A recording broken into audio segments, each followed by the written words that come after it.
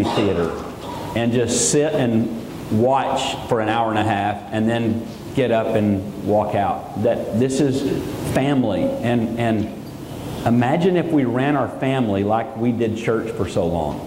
It would just, I would be bored out of my mind. But family is loving on each other, and where the person talking doesn't have to have all the right answers, and it's not about that anyway. It's about loving each other and learning to love God together and walking together. And that's what church is to me. And we got this false paradigm that church is going in and paying somebody to talk for an hour and a half and sing a little bit. So I appreciate that we're learning together how to be that. Yesterday this week was Garrison's birthday.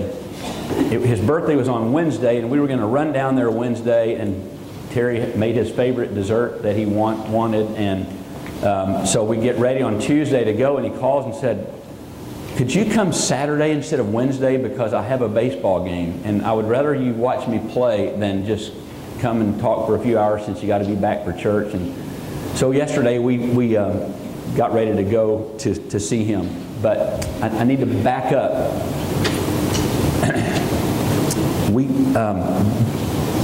This is a serious thing, but this sentence is going to sound funny, and you're going to go, "Oh no, the skunk is back."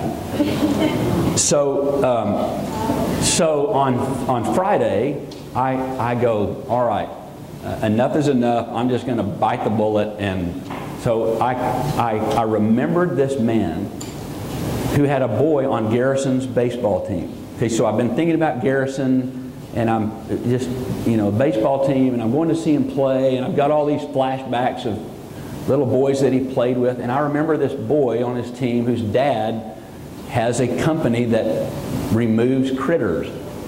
So I call another friend, because I haven't talked to him in a while, and so I called another friend who coached that team and said, "Hey, can you give me blankety blank's name?" And so he did, and I called him, and we had this great talk, and we talked about our sons, and we talked about lots of things, including skunks, and I got an appointment with him, and so yesterday we're on our way to watch Garrison, and the phone rings, and it's the mutual friend who I got the number from, and he said, "Did you call so-and-so?" And I said, "Yeah, he's coming," and blah, blah, blah. And he goes, "I got some bad news."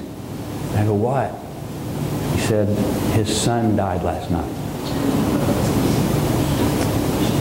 And so I'm going, "God, that's just like you."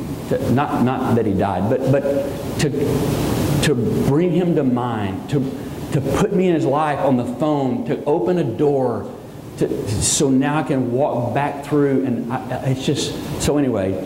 So Terry is a journaler. I think my last journal entry was like 5 years ago. And I try so hard, and when I do, it's pretty good, but I just, But Terry writes every day. Like in 5 or 6 places. There's a prayer journal, there's a meal journal, there's a children's journal, there's a personal journal, and anyway, so she's just writing, and she reads me this after, and I hope you don't think this is weird, but I want to read this. It kind of helps make sense to me. 9/28/13, Saturday. Found out some horrible news on our way to Bryan for G's scrimmage, and we wanted to retch. Seriously, I was so close to just pulling over the side of the road, because we were both so nauseated over this news of this 19 or 20-year-old. And we wanted to retch, and we wanted to ache, and we ached for the parents and the family and all involved. And Isaac, that was his name. And Isaac means laughter, but no one's laughing now. Everyone's crying, and we will be for a long time. And each time we think of him, our eyes will be full of tears, and our hearts will be empty, feel empty where he used to be, and heavy because he isn't here anymore. And we ask, why, God? But we know why. because we're frail and so human sometimes. One single setback, one single sad, one single bad day separated isn't usually enough to take us down the dangerous way.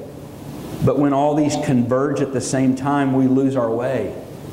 We lose our minds. We let an enemy speak to us and for us, and he makes our decisions sound right at the time because our enemy is a destroyer and a thief and a liar. But when we're hungry and cold and battle-weary, alone, his lies feel too much like truth, and we believe him and we buy what he's selling, and we pay a far greater price than a heart can pay. It really should be, why God, with no comma. Why God? Without the comma, why God in any situation? Because without him, the depths of our losses would be too great, too vast, too dark. And once we start sliding into that abyss, we cannot save ourselves. So, God. Why God? Because we have no hope, no chance, no life save him. And we cry out, no more pain, no more death, no more loss, no more devil. Truthfully, what we're all aching for is the place we all were made for. Heaven birthed in us, and we've been wandering and searching for it ever since. But it's not yet. And so we will have to wait for no more until there's no more of this side. It's funny how the same two words, separated by a punctuation mark so small, can big change their meaning. Why, comma, God, is a question, a crying out for a response of some sort, an answer, relief maybe. And we ask it in earnest, but the truth is, even if we had all of the answers, why, it might satisfy our intellect, but it does nothing for our heart, because it's still breaking and it's still broken. It's still in pain. It's still groping. Our minds grope and get an intellectual answer.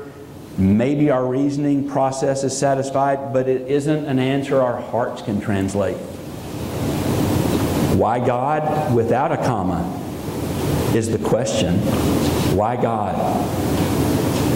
Without the comma. We want to know why he's necessary, and deep down we all know he's real, or we wouldn't spend so much time being mad at him, doubting him, blaming him, or trying to prove so intently that he doesn't exist. He doesn't exist to all of us. He doesn't exist to all of us. Sometimes, when trauma or crisis or impending trouble comes, we forget him and we believe that for that moment that he has abandoned us, which we can't reason out, and so we act like he isn't real. Jesus cried out from the cross, my God, why have you forsaken me?" For a split second, even Jesus felt abandoned, which means at that moment it felt like God did not come through. And so our human minds, he doesn't exist, but our hearts know he does. But our hearts made by him and for eternity know he does. Wow.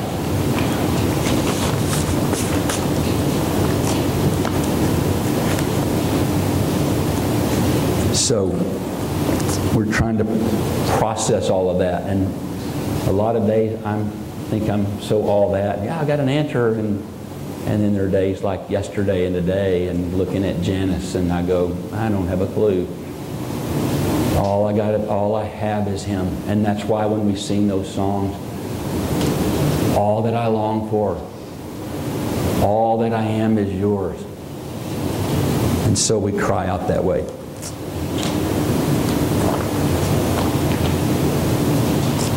I don't want to forget this. Let me stick it there. Okay, let me switch gears, and I'll use my time before worship and that as sermon time, okay? So don't get in a panic.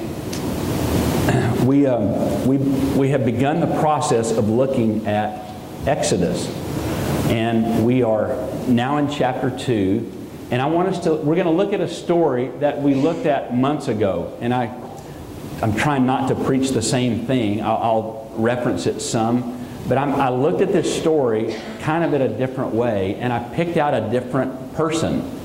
This is the story about when Moses was born. Okay, now remember, the children of Israel had been, remember, they ended up in Egypt. Joseph was there, remember, and he was second in command, basically. And there was a famine, and he brought his whole family. And that was the beginning of the nation, of the Hebrew nation. And they were in Egypt. And for 400 years, basically, they were in bondage to Egypt. The Egyptians, as they increased in number, the Egyptians go, wow, we can make use of them. And so they had this forced labor, paying them nothing. And they were just these horrible taskmasters. And so 400 years of that. And so that's kind of where we're going to pick up. And so I want to start and we're going to read that passage in a minute. But we're going to look at Miriam, and here's what I need to do. I need to start at one of the last times we see her and work back so that you understand, it helps understand this verse that we're going to look at today, okay? So Miriam is Moses' sister. Miriam was 13 when Moses was born, so she's 13 years older than him. So we're gonna start at the end and work backwards. The last thing we know about her is not a good thing. But you can't, I had this conversation earlier this morning, you can't judge a person's life by one bad decision. You just can't do it. Even if that decision is the last decision they make. If you get my drift, I'm speaking in code here, which is what that was about. Okay? So we're not going to judge Miriam by this last decision. But it was a poor decision. But don't judge her yet until we look. All right? So she makes this poor choice, this poor decision. Isn't that how we usually talk about anyway, people's mistakes? Their shortcomings, and we gossip about what they did wrong and not really who they are. Just a little side note here. After last week, if you're back today, I figure it's okay. Last week the hammer fell a little bit, and I was curious to know how many people would be here today. In fact, early Monday I go, Carol, have you heard any blowback yet? Anyway, no, I'm teasing. I'm playing. So, but while I'm out on the limb, I'll just stay out there for a minute. So this whole thing about gossip, here's something you need to know about me. If I hear you talking about someone else, I'm distancing myself from you. Because if you will talk about someone else to me, then you will talk about me to someone else. So I'm just saying, all right? And so I had that little thought here when I was reading about this. Okay, so it starts with Miriam. This is in Numbers chapter 12. Genesis, Exodus, Leviticus, Numbers. This is the fourth book of the Bible. Numbers chapter 12, verse 1. Okay, Miriam is Moses' sister, and Moses had a brother, an older brother, named Aaron. So Miriam and Aaron were involved in what God was doing, using Moses, leading the children of Israel out of Egyptian bondage. Okay? So this verse, we're late into the game here. All right? Chapter 12, verse 1. Miriam and Aaron began to talk against Moses because of his Cushite wife. For he had married a Cushite. Okay, stop. Don't look ahead. Okay, so they get going talking about Moses' wife. Now, this woman has to be one of two people. Commentators say that Midian and a Midianite and a Cushite were one and the same. They were an Ethiopian thing, and so we understand from, we'll see it in a minute, that or we'll see next week, that Moses married a Cushite woman named Zipporah. Okay? So this could be, Aaron and Miriam could be in there talking about Moses' wife Zipporah, or Zipporah dies, and we know that he did remarry after she died, and it could be that woman. Anyway, nobody really knows as far as I can find. I mean, I've been digging, trying to find that. But you get the idea, okay? So this wife is either Zipporah or the Ethiopian he married after that. All right, so verse 2. So they go from talking about the wife, and then they didn't put the stopper in it. They just let the drift keep happening. And so now they start into something else, which is kind of how we do too. So here's how you stop that. If somebody comes to me and says, I need to talk to you about Jack, I go, we're going to stop right now, and I'm going to pretend you just didn't ask me to talk about Jack. You stop right there, okay? They should have stopped right there on the wife. But here's what happens. Has the Lord spoken only through Moses? Oh, sounds like a little sibling jealousy stuff. We don't have that at our house. Our kids they're never, whatever. All right. Has the Lord spoken only through Moses, he asked? Hasn't he also spoken through us? And the Lord heard this. Uh-oh. So they take it a little too far, and they carry their conversation to talking about more, and they question his authority. It's like, are they jealous? Do they feel overlooked? There's your one to tear. And so in verse 3, and the Lord heard this, verse 3, now Moses was a very humble man, more humble than anyone else on the face of the earth. At once the Lord said to Moses, Aaron, and Miriam, come out to the tent of meeting, all three of you. I remember my dad saying sentences that kind of sounded like that.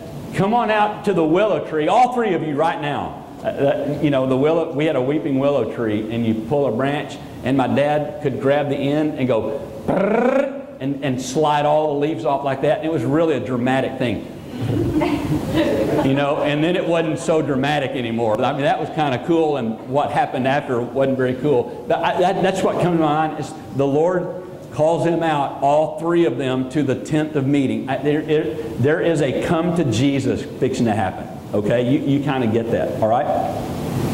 So he summons, that's a great word.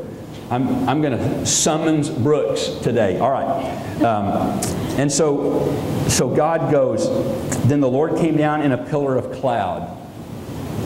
And he stood at the entrance of the tent and summoned Aaron and Miriam. Can you imagine? He comes down in this cloud and he stands at the door and he... Oh my goodness. Okay. When both of them stepped forward, he said, listen to my words. Okay, no. So God goes, when a prophet of the Lord is among you, I reveal myself to him in visions. I speak to him in dreams. But this is not true of my servant Moses. He is faithful in all of my house.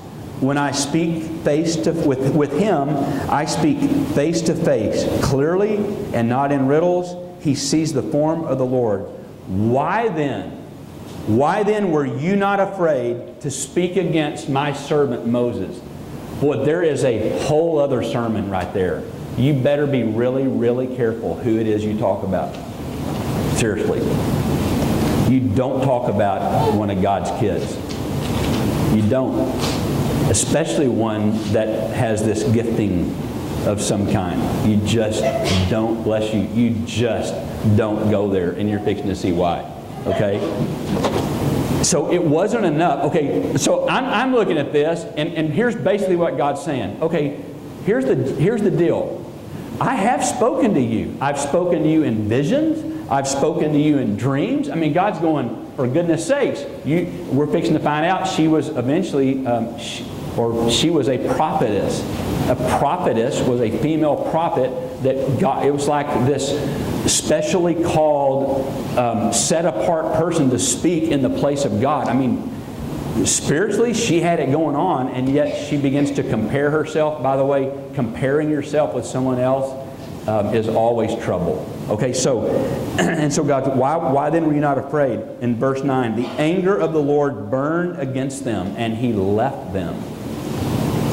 When the cloud lifted from above the tent, there stood Miriam, leprous like snow. Be careful who you talk about and what you say. She was left leprous like snow. Aaron turned around and saw her, that she had leprosy, and he said to Moses, please, my Lord, do not hold against us this sin we have so... Okay, so he looks at his sister and he goes, Moses, no. Let's put an end to this right here. Do not let her be like a stillborn infant coming from its mother's womb with its flesh half eaten away. So Moses cried out to the Lord, oh God, please heal her. Oh God, please heal my sister. The Lord replied to Moses, if her father had spit in her face, would she not have been in disgrace for 7 days? Confine her outside of the camp for 7 days. After that, she can be brought back. So Miriam was confined outside of the camp for 7 days. Now, this is the part I wanted you to see. I had to set the whole thing up. This little phrase. And the people did not move until she was brought back. So one thing you need to understand about Miriam is she was incredibly loved and esteemed.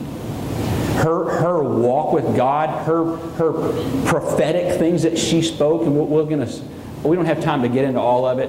I mean, she was responsible. You're going to see this one too. She was responsible as one of the 3 leaders of the Exodus.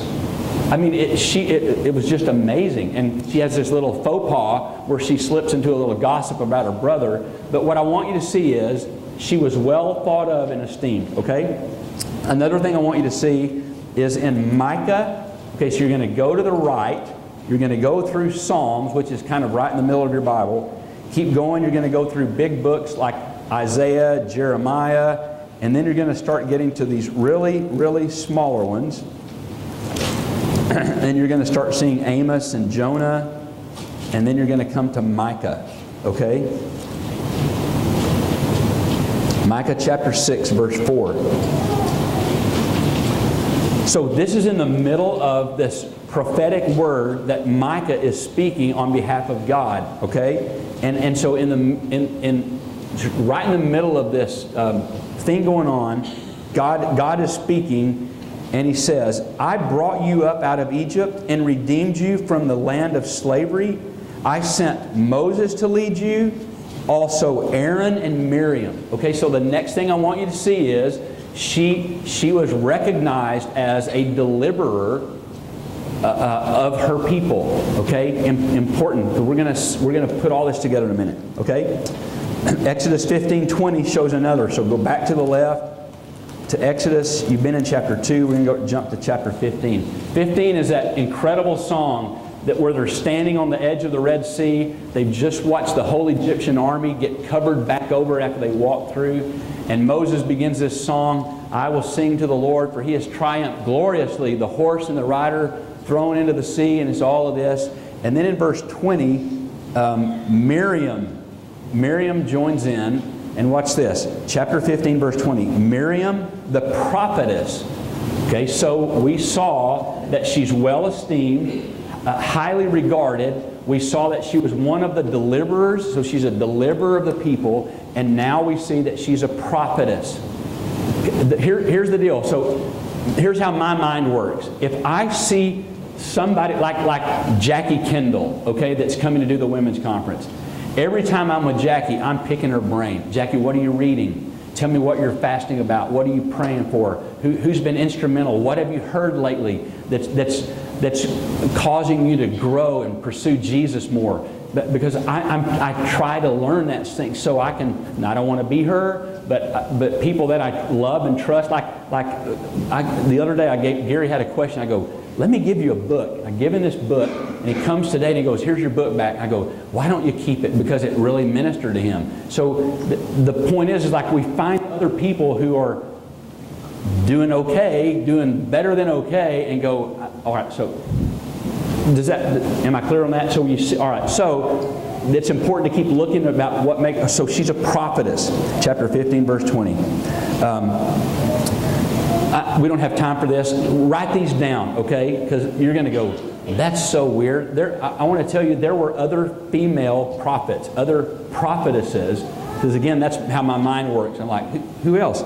So here are just some things for you to look at on your own. There was a prophetess named Deborah or Deborah.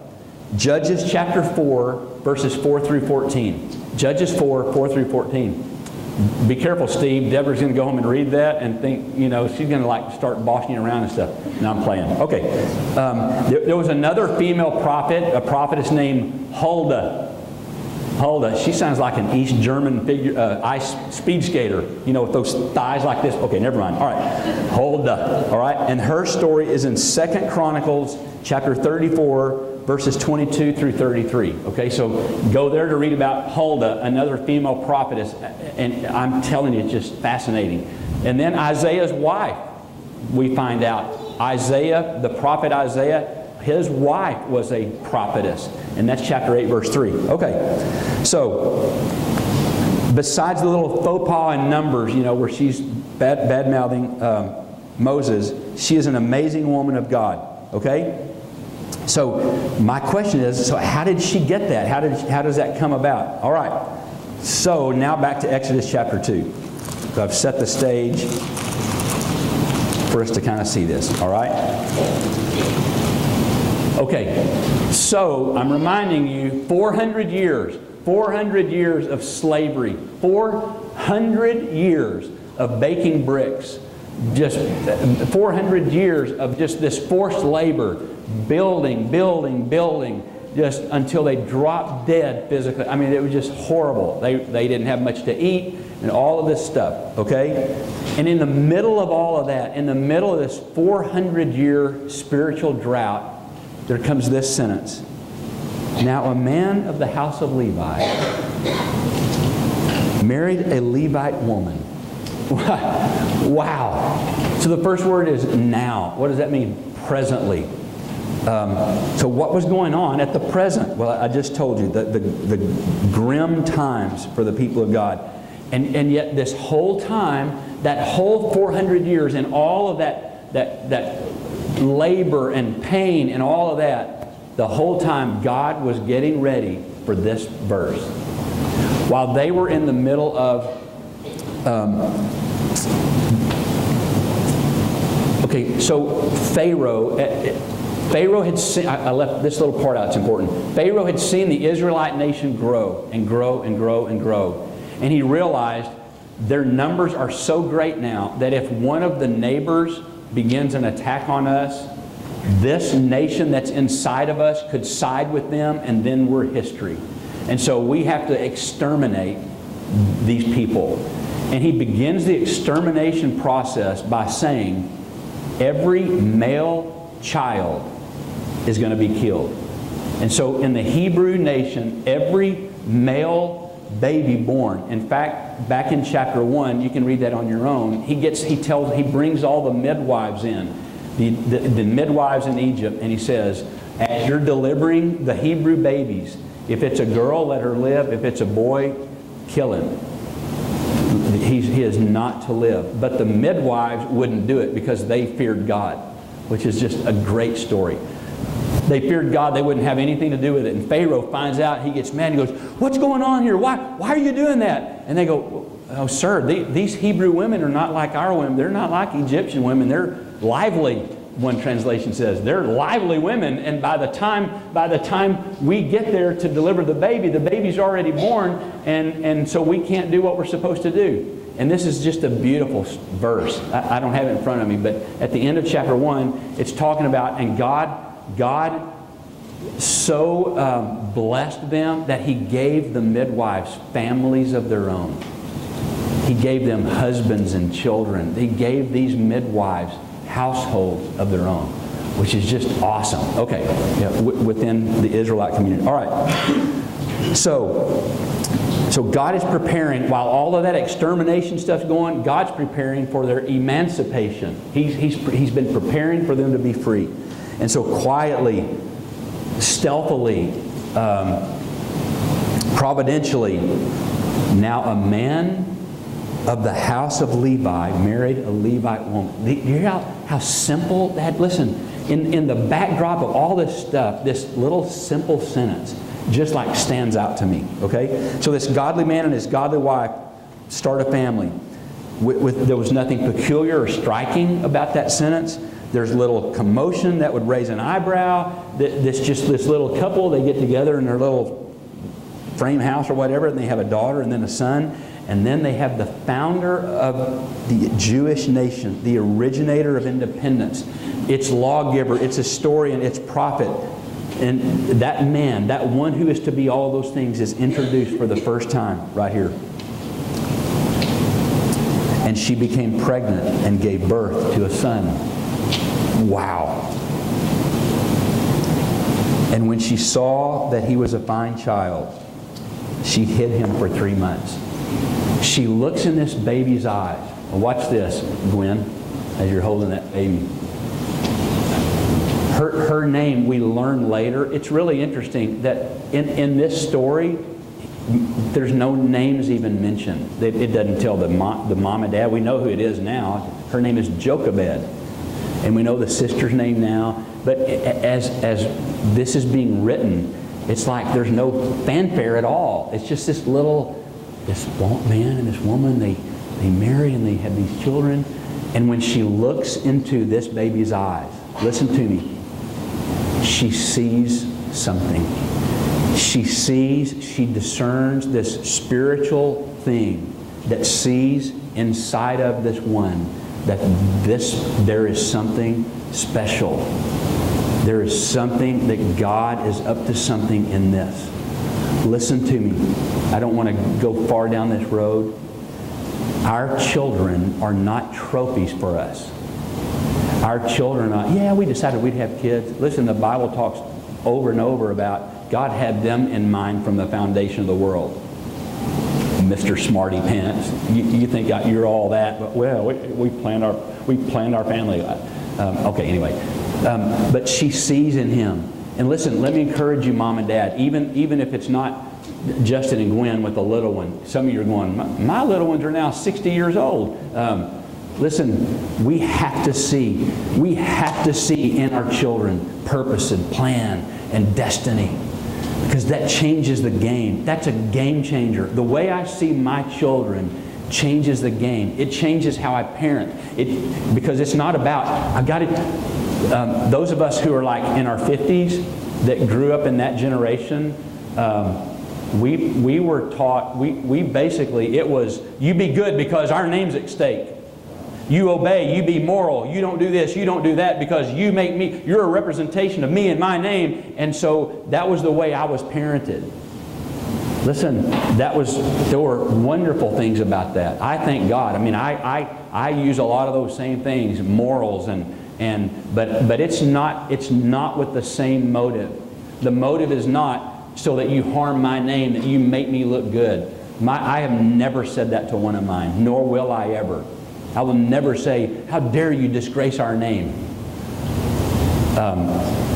Because the motive is different. The motive, the game changer, is when I understand these are from God, and God has a gifting and a calling and anointing in every one of them. And my job now as their dad and as a parent is to find that. Proverbs talks about that every child has his or her own bent. In other words, it's like this root, this branch that's going to grow, and it has a way that it's going to grow. And my job is to find the bent of God in each of them and go, I'm going to nurture this, I'm going to nourish it, I'm going to massage it, I'm going to take care of it and help them reach all that God had them to be. Listen, that changes the way you parent. It's not like, man, my boy made me proud. He hit a home run down there at Pegram. Yeah, that's my boy. It's like, it's about, really? Okay, awesome. I'm thankful for the home run, but it's got to be more than that, right? I mean, my boy made me proud when he strikes out.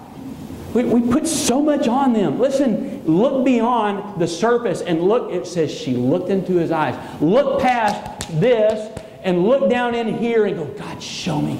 Show me in this young man right here, God. Show me. Terry and I are on our faces going, oh, God, show us what's in him. Show us, God, what's in him so we can draw that. I'm calling it out. I'm calling it out of Brooks.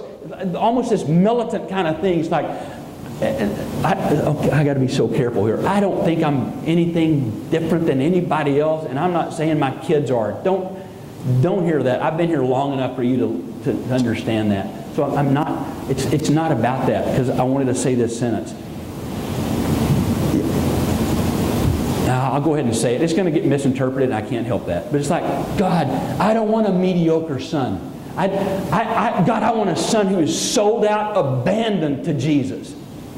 I want one who's wild and takes risks and daring and lives on the front line and lives on the edge next to the door of hell for Jesus. I do. That's what I want. And my son hit a home run, I'm daddy proud. Look past what you see, okay? Does that make sense? And so she looks in this baby's eyes and goes, oh, good grief. It's funny the word they use there. He was a fine child. It means more than fine, okay? And so she hid him for 3 months. When she could no longer hide him. Okay, you got to understand, the Israelites and the Egyptians in this kind of, I got to be careful here too, in the common people, they lived very close to each other. And so it was not just this like they were in their own separate camp and Moses could just cry and carry on when it was time to change his diaper or whatever. I mean, they lived in proximity where, I mean, it's like people could see, people could hear, Egyptian. And so, I mean, it was this big ordeal to hide this child. Okay? I'm so far away from my notes.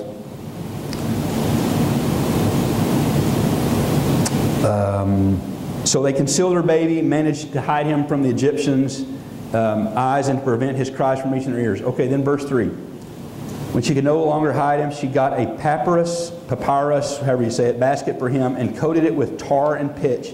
And she placed the child in it among the reeds along the bank of the Nile. Okay, so she gets these reeds and gets this basket together and puts this stuff on the outside of it to make it waterproof, which was just crazy.